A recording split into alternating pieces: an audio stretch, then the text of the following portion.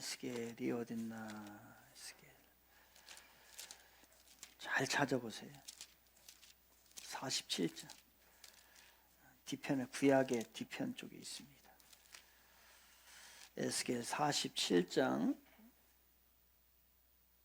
1절부터 우리 12절까지 에스겔, 구약성경 에스겔 47장 1절부터 12절까지 보겠습니다. 에스겔은요 BC 600년 전, 600년경, 그러니까 지금으로부터 한 2600년 전에 일어났던 사건입니다. 에스겔이라고 하는 것은, 에스겔은 사람의 이름이에요. 사람의 이름인데 에스겔이라고 하는 사람은 제사장, 그 당시에 제사장 가문 출신이에요. 그러니까 제사장이에요. 그래서 유다 이스라엘이 하나님께 이제 범죄를 하죠. 이제 죄를 많이 지켜야 돼요. 그래서 바벨론이라고 하는 나라를 통해서 이제 포로로 다 잡혀가게 됩니다. 그 포로로 잡혀갈 때 누구를 가장 먼저 잡아가겠어요? 똑똑한 사람들, 인재들을 가장 먼저 잡아간단 말이에요. 여러분은 걱정 안 해도 돼요. 가장 똑똑하고 쓸만한 사람들을 다 잡아갈 즈음에 그때의 에스겔도 똑똑한 사람이었고 인재였어요. 그래서 에스겔이 이제 바벨론의 포로자로 잡혀가게 됩니다. 그 포로로 잡혀가고 난 후에 한 5년째 되던 해에 하나님께서 에스겔을 불러요. 선지자로. 제사장 가문의 자녀였기 때문에 선지자를 부릅니다. 그리고 그 당시에 하나님의 메시지를 이제 그들에게 전하는, 그 포로된 그 백성들에게 하나님의 메시지를 전하게 되죠. 이 일을 한 22년 동안 하게 됩니다. 그래서 22년, 부름을 받은 후에 22년 정도가 흘렀어요. 22년 정도가 흐른 후에 그 당시에 에스겔의 나이가 52세 정도로 추정을 해요. 그래서 52세 되던 해에 이 에스겔을 하나님이 그 시대를 향해서 메시지를 준 거예요. 그때의 오늘 본문이 에스겔 47장인데 이 47장은 앞으로 이들이 지금 포로로 잡혀 있지만 이제 이들이 깨닫고 죄를 회개하고 하게 되면은 다시 회복될 것이다 라고 하는 이야기를 하고 싶은데 이들이 잘 이해를 하지 못하니 환상을 보여주게 됩니다. 에스겔에게. 그래서 물을 통해서 환상을 보여줘요. 그 이야기가 오늘 본문 에스겔 47장 1절부터 12절의 전체적인 내용이에요. 그러면 우리 차근차근히 1절부터 12절까지 봐야 되거든요. 우리 같이 한번 그 한 대목이니까 화면을 보셔도 되고 여러분의 성경책을 보셔도 되고요. 차근차근히 그때의 그 환상, 하나님께서 보여주신 환상, 꿈과 같은 건데 너무 생생하게 하나님께서 하신 일이에요. 그 이야기를 한번 1절부터 12절까지 차근차근히 읽어보겠습니다. 시작. 그가 나를 데리고 성전 문에 이르시니 성전의 앞문이 동쪽을 향하였는데 그 문지방 밑에서 물이 나와 동쪽으로 흐르다가 성전 오른쪽 제단 남쪽으로 흘러내리더라. 그가 또 나를 데리고 북문으로 나가서 바깥길로 꺾여 동쪽을 향한 바깥문에 이르시기로 본즉 물이 그 오른쪽에서 스며 나오더라. 그 사람이 손에 줄을 잡고 동쪽으로 나아가며 천척을 측량한 후에 내게 그 물을 건너게 하시니 물이 발목에 오르더니 다시 천척을 측량하고 내게 물을 건너게 하시니 물이 무릎에 오르고 다시 천척을 측량하고 내게 물을 건너게 하시니 물이 허리에 오르고 다시 천척을 측량하니 물이 내가 건너지 못할 강이 된지라. 그 물이 가득하여 헤엄칠 만한 물이요 사람이 능히 건너지 못할 강이더라. 그가 내게 이르시되 인자야 내가 이것을 보았느냐 하시고 나를 인도하여 강가로 돌아가게 하시기로 내가 돌아가니 강 좌우편에 나무가 심이 많더라. 그가 내게 이르시되 이 물이 동쪽으로 향하여 흘러 아라바로 내려가서 바다에 이르르니 이 흘러내리는 물로 그 바다의 물이 되살아나리라. 이 강물이 이르는 곳마다 번성하는 모든 생물이 살고 또 고기가 심히 많으리니 이 물이 흘러 들어가므로 바닷물이 되살아나겠고 이 강이 흐르는 각처에 모든 것이 살 것이며 또 이 강가에 어부가 설 것이니 엔게디에서부터 에네글라임까지 금을 칠 곳이 될 것이라.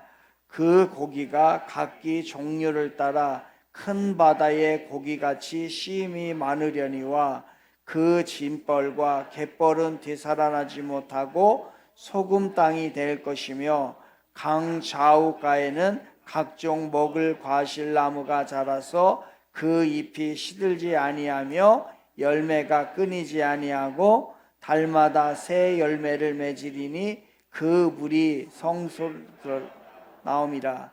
그 열매는 먹을 만하고 그 잎사귀는 약 재료가 되리라. 아멘. 무슨 얘기인지 전체적으로 이해가 되시죠? 여기에 전체적인 주제로 등장하는 어떤 모티브라고 할까요? 어떤 그 주제의 물건이 뭐예요? 물이에요, 물. 그 물을 통하여서 하나님의 메시지를 허락해 주시는 거예요. 그러면 그래서 이 본문을 이제 2시간에 걸쳐 가지고 제가 여러분과 이제 말씀을 나눌 건데 오늘은 구원의 깊이예요. 다시 구원의 깊이.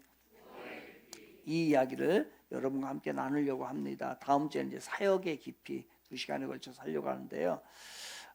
프로야구 시즌이 끝났습니다. 프로야구 시즌이 끝내서 하나 이글스가 아주 잘했어요. 왜냐하면 3년 동안 꼴찌하다가 꼴찌를 면했어요. 얼마나 잘한 일인지 모릅니다. 10개 팀 중에 9위를 했어요.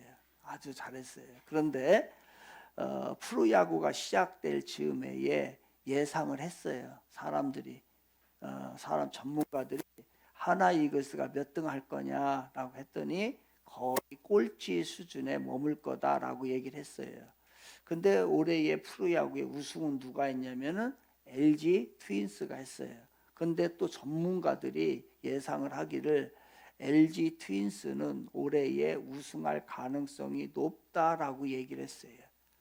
그러면 전문가들은 어떻게 그것을 알았을까요? 어떻게 LG가 우승 가능성이 있고 여전히 한화는 3년간 꼴찌했는데 올해도 꼴찌 가능성이 높다라고 평가를 할 수 있을까요? 프로야구에서 우승을 하는 팀들의 특징이 있어요. 그 특징이 뭔지 아십니까? 그것은 어떤 팀이 우승할 것일까? 라고 예측을 할 때에 많은 전문가들이 보는 주목하는 것이 있는데 그것은 선수층이에요. 선수층이 두터운 팀은 우승 가능성이 높습니다. 그런데 선수층이 얇으면은 우승하기가 힘들어요. 왜냐하면 1년 4계절을 통해서 거의 4계절을 통해서 144경기를 해요. 그러면 144경기를 월요일 빼고서 일주일에 6번 정도 경기를 하게 되는데 그 중에서 선수층이 얕은 주전 선수 한두 명이 부상을 당하게 되면 이제 연패로 시작이 됩니다. 그리고 그 팀이 잘할 수 있기가 어려워요. 그런데 선수층이 두터운 팀은요, 주전 선수들이 부상을 당해도 그만큼 하는 사람이 또 있기 때문에 그거를 커버를 할 수 있어요. 그래서 우승하는 팀, 프로야구에서 우승하는 팀의 특징은 뭐냐면요, 선수층이 얼마나 두껍느냐라고 하는 겁니다. 우리의 인생도 마찬가지예요. 층이 두꺼워야 돼요. 우리들의 삶에 있어서 너무 가벼운 사람도 있고 층이 두꺼운 사람도 있어요. 말을 하나 하더라도 가볍게 하는 사람이 있고 참 뭔가 한마디를 해도 그 층이 두꺼운 사람이 있어요. 행동도 마찬가지. 그래서 그 사람들을 보게 되면 무게가 있다라고 하는 거예요. 인격이 되어 있다라고 하는 거예요. 근데 가벼운 사람은 그 한마디 얼굴 표정만 봐도 뭔지 다 알겠어요. 그리고 모든 것이 다 드러난단 말이에요. 마치 이런 겁니다. 앞에 이제 풍선이 있는데 이 풍선은 이 층이 얇아요. 층이 얇기 때문에 이 층만 무너져 버리면 아무것도 없어져 버려요. 이 층이 얇아서 그래요. 층이 얇아서 요 껍데기만 터지면은 지금 어디 갔어? 아무것도 없어요. 그런데 이 층이 이제 이 러시아의 인형이잖아요. 마트로시카라고 하는 이 인형인데 여러분 이 인형의 특징을 알 거예요. 이 인형은 하나를 층을 뺐어요. 떴어요. 그런데 그 안에 또 인형이 있어요. 또 열어봤어. 또 인형이 있어요. 또 열어봤어. 제가 로션을 발라가지고 힘이 없는 게 아니에요 지금. 로션을 발라가지고서 허상국 집사님 해봐요. 내 로션을 발라가지고서 열을 때까지 열어. 한번 열어보세요. 당신 로션 네, 그죠? 네, 또 열어보세요. 저쪽 보여주고 싶어요. 네. 예, 또 열어보. 저쪽 보여주고 보고 싶어서. 예.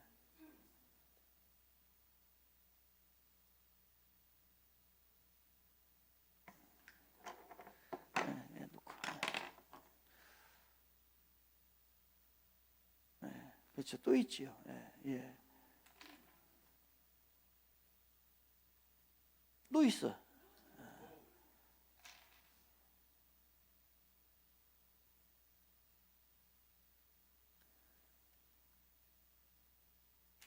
또 있어요. 또 있어요. 그런데 그게 그죠? 이렇게까지 요만한까지 있어요. 요만까지.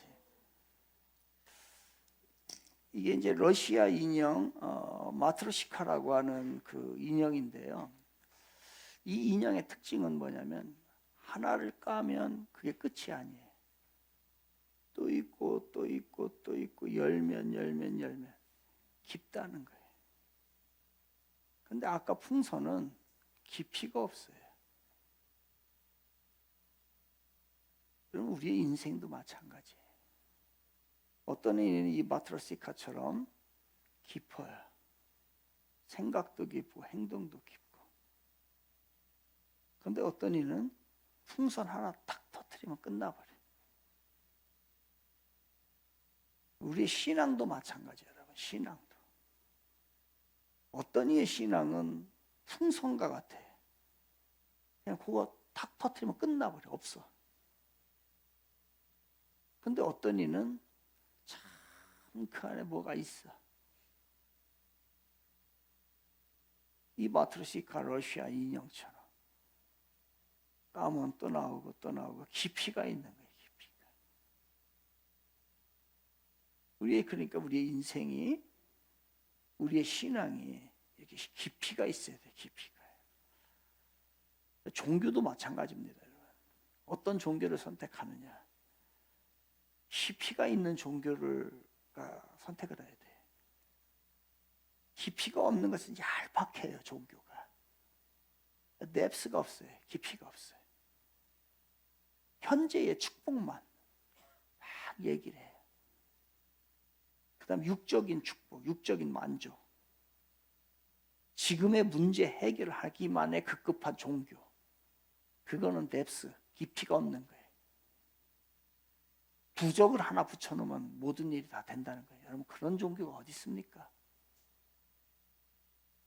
네?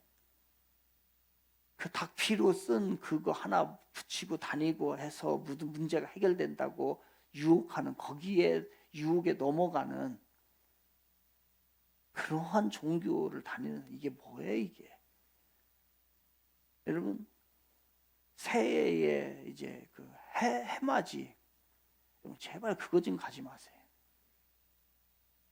그 해를 보면서 거기에다가 소원을 빌면은 들어준다는 그러한 얄팍한, 인생이 얄팍하기 때문에 그래요. 그런 종교에 현혹이 되는 거예요. 그러니까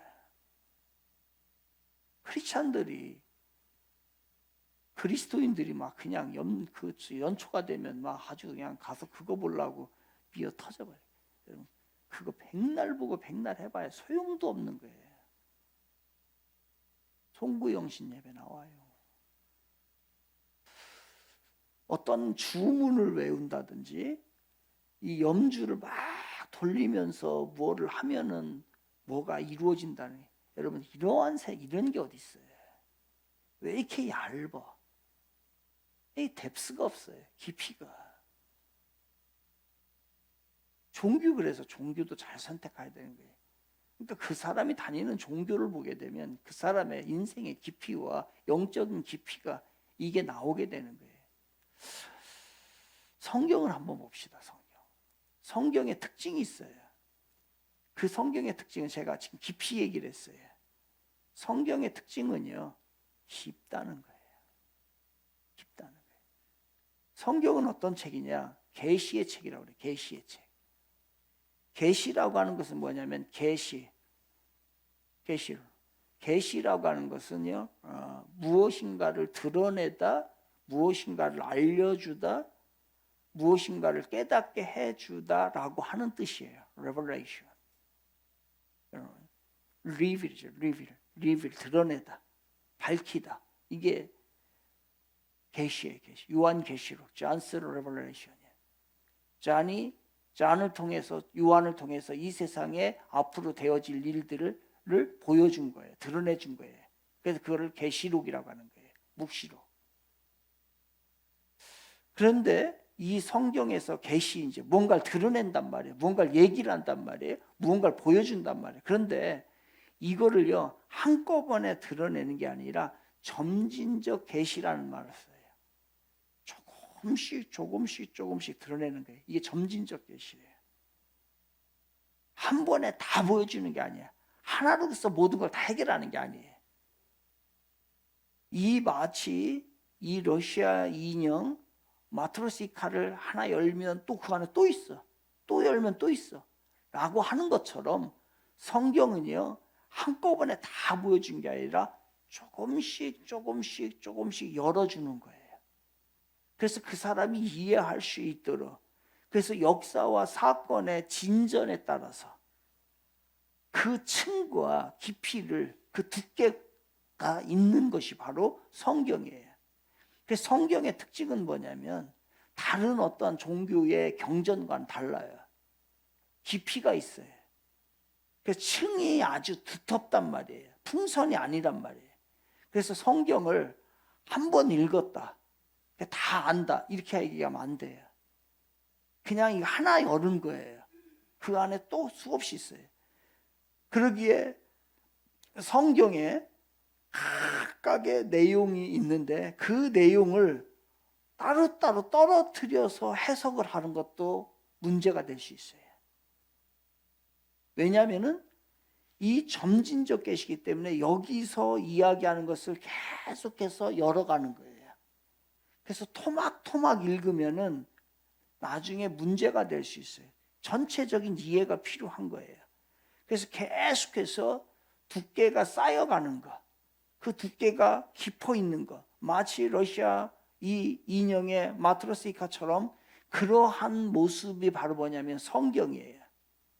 그래서 하나를 열면 거기에 또 깊은 뜻이 또 있어.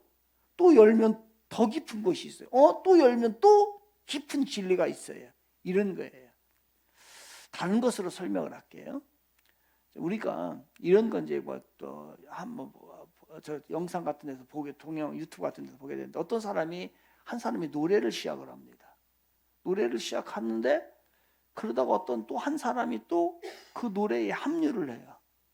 그러다가 또 여러 명이 또 노래에 한 10여 명이 합류를 하고, 나중에 보니까 거기 있는 사람들이 다 합류해가지고 노래를 해요. 같은 노래를. 그러면서 어느 순간에 또 어떤 사람이 피아노를 쳐요. 그리고 바이올린을 내요.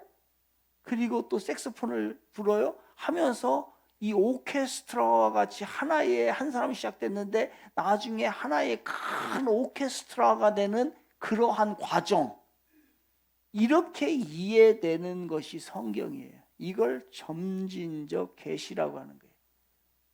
그래서 성경은 이게 깊이 뎁스가 있다는 거예요. 그러니까 우리가 구약을 읽으면서 구약으로 끝나면 안 돼요.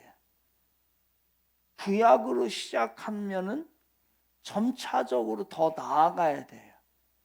그래서 그 구약을 읽으면서 구약에서 계속해서 점진적으로 나아가서 어디에서 정점을 찍고 싶은 거예요? 하나님의 이야기는 어디에서, 그 구약의 이야기, 모든 성경의 이야기의 정점은 어디에다 맞추고 싶었던 거예요? 예수 그리스도예요. 그 이야기를 통해서 정점에 예수 그리스도의 이야기를 하려고 하는 거예요. 구약에서는 예수 그리스도에 대한 이야기가 안 나오는 것 같지만 서서히 올라가면서 바로 예수 그리스도의 정점에 찍게 되는 거예요. 그런데 여기에서 또 머물러서는 안 돼요. 그러면 여기에서 머무르게 되면 우리의 신앙이 어떻게 되냐면 그냥 구원은 받았는데 그 이상으로 못 나가는 거예요. 그 안에 또 어려움이 왔을 때, 그 다음에 시련이 왔을 때 이걸 이겨나가지 못해. 그 이상의 무엇인가가 우리가 깨달음이 있어야, 그 이상이 있어야 우리가 그걸 이어나가는 거예요. 그게 뭘까요? 그래서 구약의 태초에부터 시작을 해서 신약에 와서 예수 그리스도를 통해서 정점을 찍고, 그리고 이것이 요한계시록에 가서 하나님의 나라 천국에까지 이르는 단계에 올라가게 되는 거예요. 이게 바로 점진적 계시가 되는 겁니다. 이렇게 성경을 이해를 해야 되는 것이에요. 바로 이것이 우리의 인생의 과정이기도 한 거예요. 신앙생활을 처음에 시작했고 부족한 가운데 우리들의 삶을 살아갑니다. 아기로 시작합니다. 그러나 거기에서 머물지 않아요. 계속해서 성숙해가는 거예요. 아기가 자라서 어른이 되는 것처럼 우리들도 신앙을, 예수님을 만나고 그 다음에 시작을 해서 초신자로 시작했을 때 거기에서 만나서 나는 구원받았기 때문에 모든 것이 다 했어. 아니에요. 하나님이 원하시는 것은 그걸 원하는 게 아니에요. 계속해서 우리들의 삶이 성숙해져서 어떠한 예수님의 제자로서 완성이 되기를 간절히 원하는 거예요. 바로 그러한 이야기, 점진적 계시 이야기라는 거예요. 그렇다면 오늘 본문에 에스겔을 우리가 봤습니다. 에스겔의 어떠한 주제, 전체적으로는 오늘 에스겔 47장 1절에서 12절을 읽으면서 전체적인 주제가 뭐라고 했어요? 물이에요. 물 이야기가 나오는 거예요. 그러면 이 물 이야기를 에스겔 47장 여기에서 머물면 안 되고, 이 물이 흐르고 이것이 어디에 가서 어디에 정점을 찍고 가는 그 과정이 계속해서 우리는 알아야 된다는 거죠. 그러니까 물이, 에스겔은 상류예요. 상류에서 시작을 해서 물은 상류에 머물면 안 돼요. 머물면서 안 되고 이것이 계속 흘러서 하류로 흘러가야 되고, 그 흐르고 물이 있는 곳에는 무엇인가 번성과 어떤 생명이 살아나는, 생명이 회복되는 일들이 일어나기를 간절히 원하는 마음으로 하나님께서 에스겔에게 환상을 보여준 겁니다. 그러니 오늘 본문은 구약의 에스겔 47장이지만 여기에서 머물러서는 안 되고 이것이 신약으로 넘어가야 되고, 신약으로 넘어가서 어디까지 가야 되냐면 하나님 나라 천국까지 갈 수 있는 요한계시록까지 넘어가서 이해를 하는 것이 오늘 이 설교의 이야기예요. 그럼 자, 준비되셨으면 이제 시작해 보도록 하겠습니다. 흥미가 없는 분들은 조용히 눈을 감으시고 영적 수면을 취하셔도 됩니다. 주무세요. 예배 시간에 조는 것은 은혜가 많이 받았기 때문에 조는 거예요. 얼마나 설교를 편안하게 재미있게 잘하면은 여러분에게 잠이 오겠어요. 잠을 주무셔도 괜찮습니다. 하나님은 사랑하는 자에게 잠을 주신다고 얘기했어요. 그런데 제발 부탁입니다. 코는 골지 마세요. 요거는 안 됩니다. 그러면 한번 가보도록 하겠습니다. 오늘 보면 에스겔 47장이에요. 그런데 이 에스겔 47장을 전체적으로 이해하려고 하면은 그 앞에 것을 봐야 되는데, 이 앞에 것은 무슨 얘기를 나오냐면요, 바로 이스라엘이 아주 심한 죄에 빠지게 됩니다. 그들의 죄로 인해서 참혹하게 돼요. 무엇보다도 그 참혹함이라는 것은 이겁니다. 하나님의 영광이 그들에게서 떠나요. 하나님의 영광을 무시하는 사람들 있죠. 그 사람들에게는 하나님의 영광이 떠나면 그게 큰 대수냐라고 생각할 수 있어요. 그들에게는 그렇게 이해될 수 있어요. 그렇지만은 여러분, 하나님을 진지하게 믿는 사람들에게는 하나님의 영광이 떠난다는 것이 어떠한 의미인지를 알아요. 그거는 영적인 사형 선고입니다. 이거를 알아요. 그래서 하나님의 영광이 떠난다는 것은 굉장히 어려운 일이에요. 하나님의 영광이 떠났어요. 이스라엘에서. 떠난 결과 어떻게 되냐면 예루살렘이, 그 나라가 망하게 됩니다. 망하게 된 거예요. 하나님의 영광이 떠났기 때문에. 이건 개인도 마찬가지예요. 하나님의 영광이 머물러야 되는데 하나님의 영광이 떠나면 어느 순간부터 이제 서서히 기울기 시작해요. 그래서 하나님의 영광을 잡으셔야 돼요. 그런데 이 하나님께서 이스라엘을 향하여서 하나님은 다시 그들에게 긍휼을 베푸시고 그들을 다시 회복시키겠다고 약속을 하셔요. 그 약속이 바로 오늘 환상, 회복시키는 환상의 이야기예요. 그 환상의 내용이 47장인데 중요한 게 있어요, 여러분. 하나님께서 회복시켜 주시겠다라고 하는데 그 시작점이 어디인지를 얘기해요. 여러분, 우리가 어쨌든 간에 우리의 삶 가운데 망가지는 부분들이 있어요. 하나님의 영광이 머물러야 되는데 하나님의 영광이 떠나버리기 시작할 때도 있단 말이에요. 우리들에게 문제가 시작될 때도 있어요. 그랬을 때 성경 전체에서 이야기하는 것, 그 하나님의 영광이 다시 회복이 되고 하나님의 은혜가 회복이 되고 하나님의 사랑이 회복이 되고 우리가 다시 시작할 수 있는 그 시작점은 어딜까요?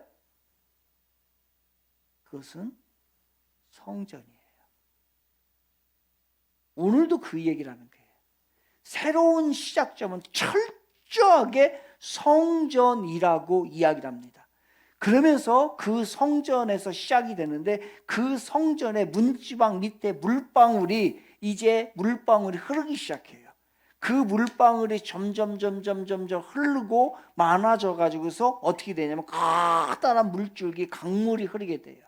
그 물줄기가 이제 발목을 덮게 되고 그 다음에 허리를 덮게 되고 위를, 사람의 키를 넘게 되고 그리고 그것이 강이 되어서 흘러 넘치게 되고 그 결과로 인하여서 그 강물의 흐름으로 인하여서 바로 나무들이 다시 열매를 맺게 되고 거대한 강물이 생기게 되고 죽었던 바다가 다시 살아나게 되고 그리고 거기에서 어부들이, 고기를 못 잡던 어부들이 많은 고기를 잡게 되는 이 환상을 하나님께서 보여주셔요.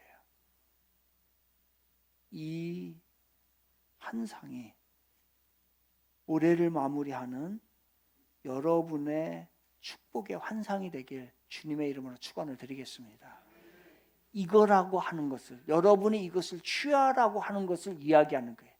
죽었던 것이 살아나고, 그리고 말랐던 것이 살아나고, 그 쩍쩍 갈라진 그 강가가 다시 물로 생명수로 채워지는 역사의 이야기를 하고 있는데, 그것을 한번 우리 보자고요. 6절부터 10절까지 그 이야기를 하는데 한번 같이 읽으면서 여러분의 말씀으로 받으시길 바랍니다. 6절부터 같이 읽겠습니다. 시작. 그가 내게 이르시되 인자야 내가 이것을 보았느냐 하시고 나를 인도하여 강가로 돌아가게 하시기로 내가 돌아가니 강 좌우편에 나무가 심이 많더라. 그가 내게 이르시되 이 물이 동쪽으로 향하여 흘러 아라바로 내려가서 바다에 이르리니 이 흘러내리는 물로 이 바다의 물이 되살아나리라. 이 강물이 이르는 곳마다 번성하는 모든 생물이 살고 또 고기가 심이 많으리니 이 물이 흘러 들어가므로 바닷물이 되살아나겠고 이 강이 이르는 각처의 모든 것이 살 것이며 또 이 강가에 어부가 설 것이며 엔게디에서부터 에네글라임까지 금을 치는 곳이 될 것이라. 그 고기가 각기 종류를 따라 큰 바다의 고기같이 심이 많으려니와 아멘. 이렇게 될 것을 바로 환상을 통해서 보여주시는 거예요. 혹시 여러분의 삶이 메마르고 생명수가 없고 나무가 비틀어져 있고 회복의 역사가 기미가 안 보인다면 이 말씀을 통하여 새로운 소생의 역사, 회복의 역사가 일어나기를 다시 한번 주님의 이름으로 축원을 드리겠습니다. 그 말씀 우리에게 얘기하는 거예요. 그런데 그것이 어디서부터? 성전으로부터, 물 한 방울부터. 성전에서 물 한 방울이 시작이 됐더니 그것이 흘러 나중엔 강이 되고 그 안에서 나무들이 소생하고 이제 물고기들이 너무너무 많아서 어부들이 그 전에는 하나도 잡지 못했었는데 이제 잡기 시작하는 거예요. 그 열매를 얻게 되고 그 풍성한 과일을 맺게 되고 그것으로 인하여서 그들의 삶이 치유가 되고 회복이 되고 풍성한 삶을 누리게 되는 것을 이야기합니다. 12절 혹시 밑줄 칠 수 있으면 밑줄 치시면서 12절 같이 읽겠습니다. 시작. 강 좌우가에는 각종 먹을 과실나무가 자라서 그 잎이 시들지 아니하며 열매가 끊이지 아니하고 달마다 새 열매를 맺으리니 그 물이 성수를 통하여 나옴이라. 그 열매는 먹을 만하고 그 잎사귀는 약 재료가 되리라. 아멘. 심지어는 그 열매가 뭐가 된다고요? 약 재료가 되는 거예요. 우리 사랑하는 성도 중에 힘들고 병들고 또한 여러 가지 어려움 가운데 있는 사람들이 이 생명수로 인하여 치료되기를 주님의 이름으로 축원을 드리겠습니다. 이 얘기. 밑줄 쳐놔 이런 거. 이번 주에는 이 말씀을 계속 읽는 거예요. 회복의 약속을 환상을 통해서 보여주는 거예요. 지금 바벨론의 포로로 잡혀가 있는 그들에게 이러한 회복의 역사가 여러분에게 임하고 또 우리 청지교회도 임하고 여러분의 가정에 일어나길 바랍니다. 그런데 중요한 게 있다고 했죠. 그 생명수의 역사가 흘러나오는 곳이 바로 어디라고요? 절간이 아니라고요. 세상의 슈퍼마켓이 아니고 현대 아울렛이 아니라고요. 어디라고요? 성전이에요. 성소. 여기에서 여러분의 눈물방울의 하나가 성전에서 주님의 이름을 부르면서 눈물방울 하나가 뚝 떨어질 때 그 눈물방울이 강을 이루게 되고 거기에 고기가 생기고 그것에 수많은 풍성한 나무들 또 그것이 나중에는 약 재료, 치료의 역사가 일어나게 된다는 거예요. 하나님의 약속이에요. 그래서 물이라고 하는 모티브를 통해서 이루어지는 거예요. 힘들고 어렵고 해결할 수 없고 여전히 1년이 지났는데도 문제가 남아있으면 그럼 다른 거 없어요. 우리 청지기교회 24시간 열려 있잖아요. 아무 때나 오세요. 아무 때나 와서 말 안 해도 돼요. 하나님 이거 해주세요, 저거 해주세요 이렇게 안 해도 돼요. 지난주에 설교한 것처럼 하늘에 계신 우리 아버지만 부르고 가도 돼요. 그리고 심령 속에서 또 남자가 또 자존심이 있어서 눈물을 흘리긴 좀 그러니 마음으로 흘려도 됩니다. 자녀들의 문제가 있을 때 어떻게 해야 되겠어요? 안 됩니다. 더 살기 어려운 세상이 오는데 이제 해결의 방법은 그 생명의 역사가 흘러가기 시작하는 것은 성전이라고 얘기를 해요. 이곳에서 새롭게 축복의 시작의 역사가 이루어지기를 바랍니다. 성전은 축복이 시작되는 곳이에요. 그래서 하나님께서는 교회라고 하는 것을 상징적으로 이 땅 가운데 세워놓으신 거예요. 이게 바로 이제 상류에서 성전에서 시작된 그 물이 이제 흐르게 되죠. 정점으로 가야 된다고 했어요. 어디로 간다고요? 예수 그리스도가 정점이에요. 이 물이 예수 그리스도로 가요. 그래서 상류에서 흐른 물이 이제는 점진적 계시에 의해서 예수 그리스도의 물 이야기로 신약으로 넘어가게 돼요. 그 이야기가 요한복음 19장 34절입니다. 본문 같이 읽겠습니다. 시작. 그중 한 군인이 창으로 옆구리를 찌르니 곧 피와 물이 나오더라. 피와 물이 나오더라. 예수님이 처형전 당하는 장면이죠. 한 군인이 창으로 옆구리를 찌릅니다. 예수님의 몸에서 피와 물이 쏟아져 나와요. 이 물은 뭘까요? 이 피와 물은 바로 피는 예수님의 보혈이고 이 물은 우리에게 영혼을 살릴 수 있는 생명수가 되는 거예요.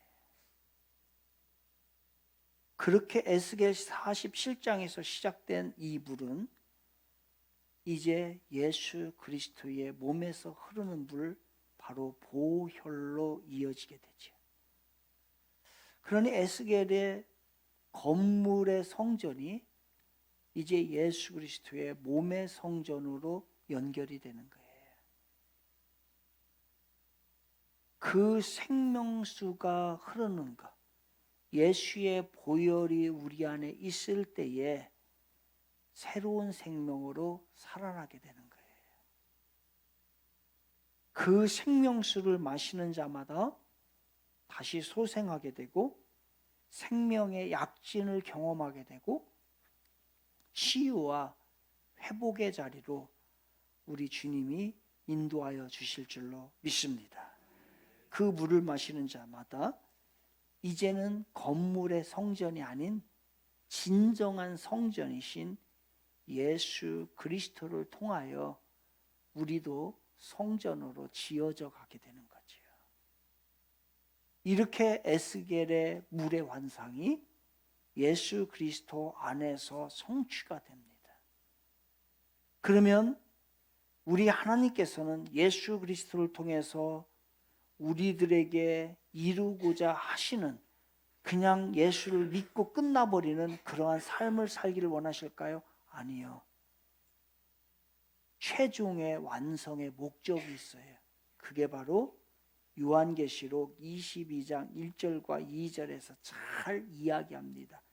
같이 읽겠습니다. 같이 시작. 또 그가 정같이 맑은 생명수의 강을 내게 보이니 하나님과 및 어린 양의 보좌로부터 나와서 길 가운데로 흐르더라. 강 좌우에 생명나무가 있어 12가지 열매를 맺되 달마다 그 열매를 맺고 그 나무 잎사귀들은 만국을 치료하기 위하여 있더라. 아멘. 비슷하죠, 내용이요. 에스겔에서 나오는 내용과 비슷하죠. 그래서 최종의 완성은 하나님 나라 천국에서 완성되는 모습을 우리들에게 보여주는 거예요. 에스겔 42장에 47장에서 시작된 무리, 요한복음 19장에 성전이신 예수 그리스도의 몸, 물과 피로 쏟으시고, 그것이 요한계시록 22장에서 완성될 하나님의 나라 천국으로 이어지게 되는 것입니다. 그렇다면 조금 우리들이 천국에서의 완성, 예수를 믿는다는 것은 그 완성은 뭘까? 천국 가는 거예요. 천국 가는 거예요. 믿음의 완성은 천국입니다.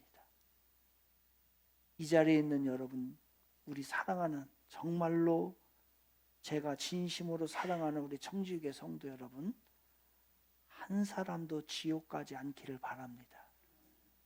다 천국 가셔야 돼요. 이게 완성이에요. 이게 하나님께서 우리들에게 계획하신 구원의 깊이, 뎁스예요. 단순히 가벼운 계획과 구원을 가지고 우리들을 들썩들썩하지 않아요. 성경은 깊이 있는 두꺼운 두터운 책입니다. 이 말은 구원의 자리는 깊이가 있다는 거예요. 그 깊이 있는 구원은 우리를 천국까지 인도할 것이고, 그리고 하나님께서 한번 우리를 사랑하신 그 사랑은 너무나 크고 위대하셔서 영원까지 사랑을 하시는 분이 우리 하나님이십니다. 이 사실을 믿으시기를 바랍니다. 그래서 자그마한 삶의 파도가 일어날 때 여러분, 그것에 의해서 우왕좌왕하지 마세요. 단단하게 구원의 깊이와 사랑의 깊이가 있는 이것을 깨닫고 이거를 끝까지 붙잡으시기를 바랍니다. 깊이가 깊은 구원, 그것을 인지하시고 이제 그 구원으로 들어가는 거예요. 우리들의 삶 가운데 우리는 부지 중에 넘어질 수는 있어요. 무슨 얘기냐면 실수로 넘어질 수는 있다는 거예요. 그러나 부주의로 넘어져서는 안 된다는 거예요. 이 말은 무슨 말이에요? 바로 내가 이 구원의 깊이를 깨닫지 못하여서 그 구원에 이르지 못하고, 그리고 구원을 깨닫지 못해서 하나님의 뜻에 합당한 삶을 살지 못해서는 안 된다는 거예요. 이제부터 부주의로 넘어져서는 안 됩니다. 실수로 부지 중에 넘어질 수는 있어요. 그거는 괜찮아요. 그러나 이 구원의 깊이를 몰라서 넘어지는 것은 안 됩니다. 하나님께서 여러분을 향한 계획은 깊이가 있어요. 그 깊이가 있다. 그러니 지금 여러분 조금 힘들어도 그 힘든 가운데 구원과 사랑의 깊이가 있음을 깨달으시기를 바랍니다. 지금 다 내가 이해하지 못하고 내 상황이 왜 이렇게 펼쳐지지? 내가 왜 이렇게 문제가 많지? 내가 왜 이렇게 일이 잘 안 되지? 왜 내 뜻대로 안 되지? 내 계획대로 이렇게 이루어진 것이 하나도 없지? 라고 실망하고 불평하고 하지 마세요. 우리의 깊이로는 하나님의 깊이를 다 이해하지 못합니다. 그러나 끝까지 그 구원과 사랑의 깊이가 있음을 깨닫고 그분을 끝까지 의지하시기를 바랍니다. 그러면 때가 되면 그 위대하신 그 깊이를 우리가 깨닫게 될 것이고 그 안에서 생명수가 흐르는 귀한 삶이 우리 가운데 임하게 될 것입니다. 올해에 여러 가지 어렵고 힘든 일 많으셨지요. 저도 그렇습니다. 그렇다고 신앙을 버리고 불평하고 낭망하고 세상으로 나아가고 이러면 안 돼요. 끝까지 주님을 의지하고 그 깊이 있는 그분을 의지할 때 우리가 생각했던 이상의 삶을 하나님이 인도해 주실 것입니다. 그 생명수가 흐르는 그곳에 다 임하여서 풍성한 삶을 누리는 우리 사랑하는 청주의 모든 성도님들 되시기를 주님의 이름으로 축원을 드리겠습니다.